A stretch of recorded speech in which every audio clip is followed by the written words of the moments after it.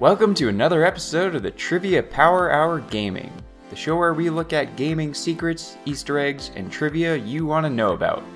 If you know of any more trivia, or have a game, series, or developer you want me to cover, let me know in the comments, like the video, and consider subscribing. Also, make sure to stick around to the end for while I'll announce what the focus of the next episode will be. But, for now, let's get right into the trivia. Today, we're looking at one of the pioneers of the modern survival horror genre, Resident Evil. The fact that Resident Evil is known as Biohazard in Japan is so well known it can hardly be classified as trivia at this point. But what is still relatively unknown is how the name Resident Evil was chosen for the West. According to Chris Kramer, the Senior Director of Communications and Community at Capcom USA, the name actually came about through a contest. In an interview with Games Radar back in 2009, Kramer stated, "After combing through a huge list of entries, the marketing group decided that Resident Evil was the best, as it was a clever pun. The first game was set in a mansion. Get it? I voted against the name. I thought it was super cheesy. Can't remember what I felt was a better alternative. Probably something stupid about zombies. But the rest of the marketing crew loved it, and were ultimately able to convince Capcom Japan and Mikami-san that the name fit." What is this? Wow, what a mansion! Resident Evil 1's mansion has become an iconic location for the entire franchise, but it wasn't just made up by the developers. The senior manager of the product planning for the first Resident Evil game said in an interview that European-style houses were chosen as a background for the game's location to create a feeling of horror. Personally speaking, I've been to America and England many times, where I visited stately homes in the country and actually felt quite frightened. Another inspiration appears to be Stanley Kubrick's The Shining, which is further supported by the inclusion of red rum appearing in a hallway in Resident Evil 2. In the early days of Resident Evil, the game was planned on supporting 2 players. This would allow cooperative puzzle solving and combat. I originally planned to have a partner character always act together with the player character, RE series producer Shinji Mikami told EGM. The partner's role was to do various actions and responses to enemies, traps, and puzzles, but the plan was scrapped due to hardware limitations. That concept slowly made its way back in the games through NPC companions and eventually full co-op modes. Resident Evil 3 Nemesis has some curious Easter eggs hidden in its levels. In the clock tower room, there is a portrait hanging in the wall of the main character from the Nickelodeon show, The Secret Life of Alex Mack. And on a bulletin board, you can see images from 4 Weddings and a Funeral and Back to the Future Part 3. All odd choices for a horror game, but fun to spot nonetheless. Jill, here's a lockpick. It might be handy if you, the master of unlocking, take it with you. A lot of fun has been poked at the campy, so bad it's good dialogue of the original game. But did you know it was actually given an award for how terrible it was? In 2008, Guinness World Records Gamers Edition bestowed the award of Worst Game Dialogue Ever to Resident Evil. Speaking of bad dialogue, of all the characters in the Resident Evil franchise, Chris Redfield has had the most voiced roles at 17. He was played by a different actor in every appearance up until Resident Evil 5, where he would be played by Roger Craig Smith until Resident Evil 7 and the CGI film Vendetta, where he would be played by David Vaughn and Kevin Dorman respectively. And, if Ashley's voice in Resident Evil 4 sounded familiar, Carolyn Lawrence is also well known for voicing various cartoon characters, such as Sandy from SpongeBob and Cindy from Jimmy Neutron. As far as the live-action film adaptation goes, and that's using the term adaptation about as loosely as possible, it does have some interesting pieces of history. Mia Jovovich actually only agreed to star in the film because she and her brother had been such big fans of the original game. The same could be said for Michelle Rodriguez, who apparently told her agent to tell her the moment a Resident Evil movie was given the green light, and that she would be willing to play any part in it.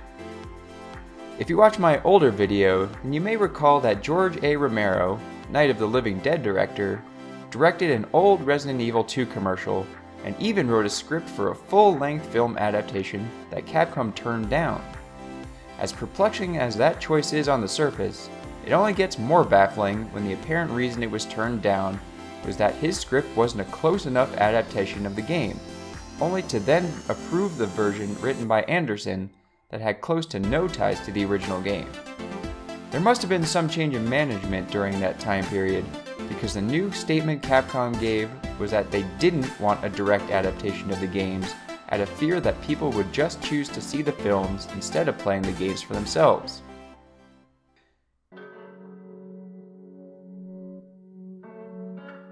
In the very beginning of Resident Evil 7, Ethan suffers a pretty brutal attack via his wife with a chainsaw, resulting in his hand being completely severed.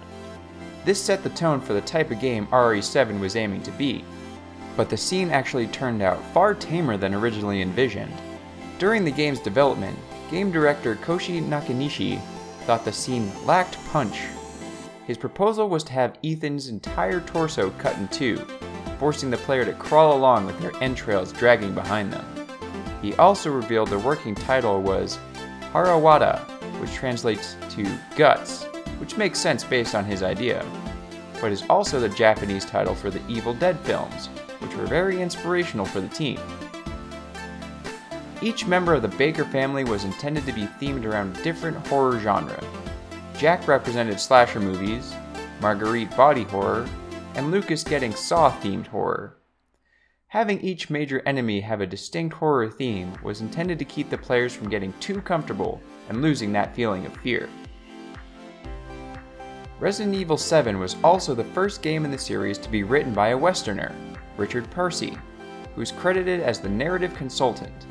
Aside from RE7, he also worked on other titles such as Spec Ops: The Line and Fear.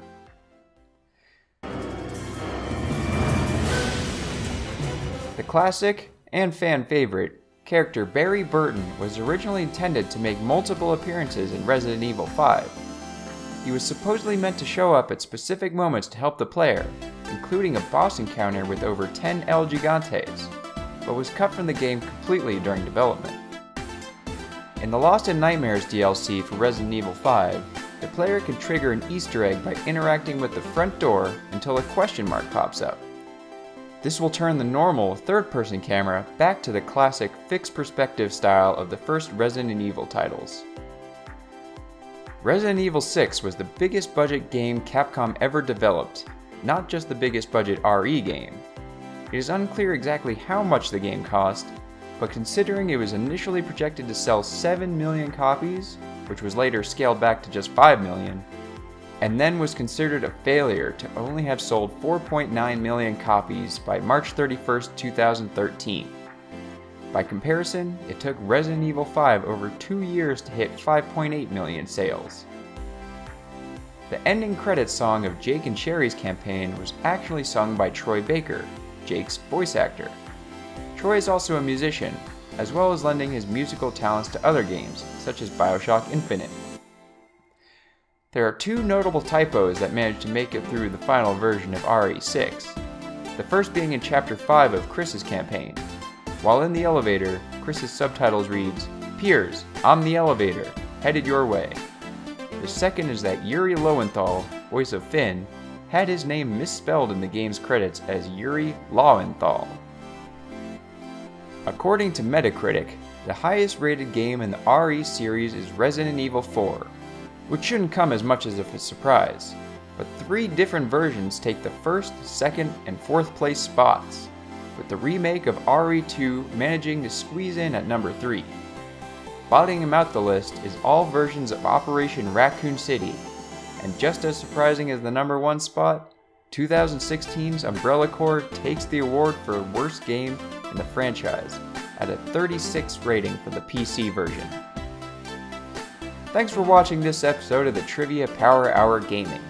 Next episode, we'll be taking a look at games based on the Dragon Ball series, so subscribe to make sure you don't miss it. In the meantime, you can check out some of my other videos you may have missed for even more gaming trivia I know you'll like.